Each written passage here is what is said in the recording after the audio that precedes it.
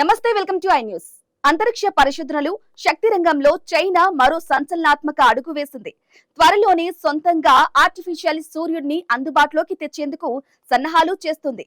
భూమిపైనే సూర్యుడి కంటే 10 రెట్లు ఎక్కువ ఉష్ణోగ్రతను సృష్టించి సరికొత్త హిస్టరీ క్రియేట్ చేయడానికి సిద్ధమైంది.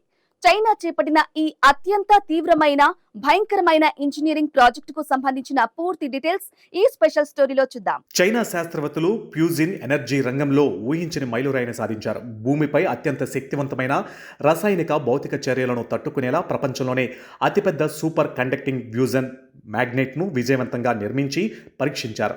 కంటికి కనిపించని ఒక మ్యాగ్నెటిక్ కేజ్ తయారు చేసి దాని ద్వారా 150 మిలియన్ డిగ్రీల సెల్సియస్ ప్లాస్మాను బంధించడం ఈ ప్రాజెక్ట్ ప్రధాన ఉద్దేశం. ఈ రాక్షస పరిమాణంలో ఉన్న అయస్కాంతం పొడవు ఏకంగా 21 మీటర్లు, వెడల్పు 12 మీటర్లు ఉంటుంది. దీని బరువు దాదాపు 582 టన్నులు, అంటే 100 ఆఫ్రికన్ ఏనుగుల బరువు లేదా పూర్తిగా లోడ్ చేసిన ఒక బోయింగ్ 747 విమానం కంటే కూడా ఇది చాలా బరువుగా ఉంటుంది. ఒక దిగ్గజ ఉక్కు రింగులా కనిపించే ఈ పరికరం డి షేప్లో రూపొందించబడింది. ఈ మ్యాగ్నెట్ పని విద్యుత్తును ఉత్పత్తి చేయడం కాదు, అంతకంటే చాలా కష్టమైన పనిని ఇది చేస్తుంది. భూమిపై మానవుడు సృష్టించిన అత్యంత వేడిగా ఉండే ప్లాస్మా పదార్థం రియాక్టర్ గోడలను తాకకుండా గాల్లోనే నిలిపి ఉంచడం దీని బాధ్యత.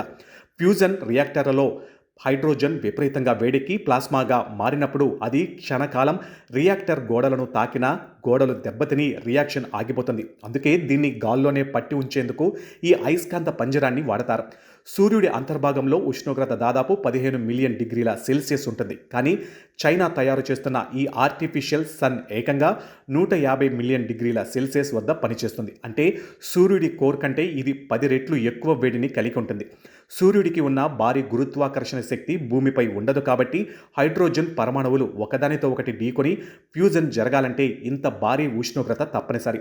ఈ ప్రాజెక్టులో ఉన్న అతిపెద్ద ఇంజనీరింగ్ సవాలు ఉష్ణోగ్రతల వ్యత్యాసం. ఒకవైపు ప్లాస్మా 150 మిలియన్ డిగ్రీల వేడితో మండుతూ ఉంటే దాన్ని పట్టి ఉంచే ఈ సూపర్ కండక్టింగ్ మ్యాగ్నెటిక్ మాత్రం -269 డిగ్రీల సెల్సియస్ అతి చల్లని ఉష్ణోగ్రత వద్ద ఉండాలి. అంటే అంతరిక్షం కంటే అత్యంత శీతల వాతావరణంలో ఇది ఉండాలి.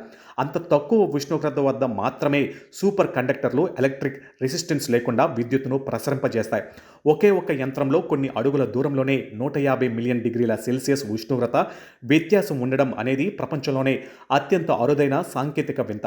ఈ మ్యాగ్నెట్ సరిగ్గా పనిచేయడానికి 1,00,000 యాంపియర్ల కంటే ఎక్కువ విద్యుత్ ప్రవాహం అవసరం అవుతుంది. ఎలాంటి శక్తి వృధా కాకుండా నిరంతరం విద్యుత్ ప్రవహించేలా ఇంజనీర్లు అద్భుతమైన డిజైన్లను రూపొందించారు. చాలా సాంకేతిక పరికరాలు కొన్నేళ్లలోనే పాతబడిపోతాయి లేదా అప్గ్రేడ్ చేయాల్సి వస్తుంది. కానీ చైనా రూపొందించిన ఈ దిగ్గజ మ్యాగ్నెట్ ఏకంగా 60 సంవత్సరాల పాటు ఎలాంటి అంతరాయం లేకుండా పనిచేస్తుందని చైనా ప్రకటించింది.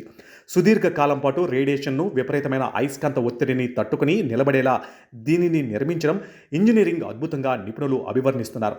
బొగ్గు, పెట్రోల్ వంటి శిలాజ ఇంధనాలు లేకుండా కాలుష్యం లేని అపరిమిత విద్యుత్తును ఉత్పత్తి చేయడమే న్యూక్లియర్ ఫ్యూజన్ ప్రధాన లక్ష్యం. సాధారణ అణు విద్యుత్ కేంద్రాలలో పరమాణువులను విడదీస్తారు, కానీ ఫ్యూజన్లో హైడ్రోజన్ పరమాణువులను ఒక్కటిగా కలిపి భారీ శక్తిని ఉద్భవింపచేస్తారు. ఇందులో ప్రమాదకర రేడియోధార్మిక వ్యర్థాలు రాకపోవడం, సముద్రపు నీటి నుంచే హైడ్రోజన్ను పొందే వెసులుబాటు ఉండడం దీని ప్రత్యేకత. ప్రస్తుతం ఈ ఆర్టిఫిషియల్ సన్ ఫ్యూజన్ ఎనర్జీ కోసం ప్రపంచవ్యాప్తంగా తీవ్రమైన పోటీ నడుస్తుంది. చైనాతో పాటు అమెరికా, యూరోప్, జపాన్ దేశాలకు చెందిన ప్రైవేటు సంస్థలు, ప్రభుత్వాలు బిలియన్ల కొద్దీ డాలర్లను ఈ పరిశోధనలపై కుమ్మరిస్తున్నాయి. ఈ పోటీలో చైనా సాధించిన ఈ సూపర్ మ్యాగ్నెట్ విజయం వారికి చాలా పెద్ద ప్లస్ పాయింట్గా మారింది.